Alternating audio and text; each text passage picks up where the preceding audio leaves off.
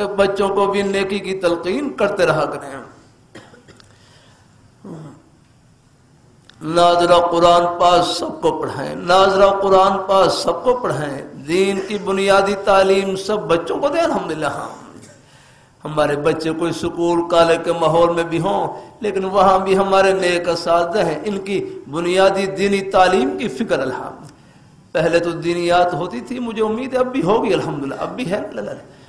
اللہ تعالیٰ اپنی مہربانی فرما، اللہ تعالیٰ اپنی مہربانی فرما ہے. دینیات اس کی فکر ہے الحمدللہ.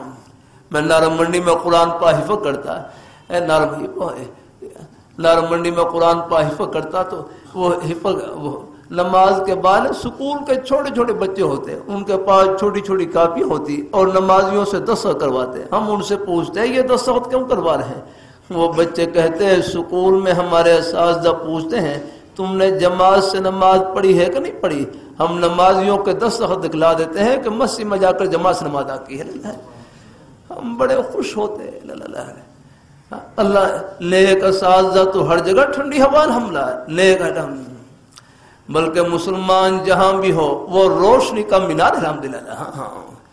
اس لیے کہتے ہیں کسی مسلمان کو حقیر نہ سمجھیں، ہر ایک کے سینے میں اللہ نے. اب ہمارے اب بزرگ تشریف فرما ہے، اللہ تعالیٰ اپنی مہربانی فرمائے، زندگی کے ہر شعبے سے تعلق رکھنے والے ہیں. اب جمعے میں ہمیں تشریف لاتے ہیں، آخر اللہ تعالیٰ کے دین کی محبت لے کر آتی ہے.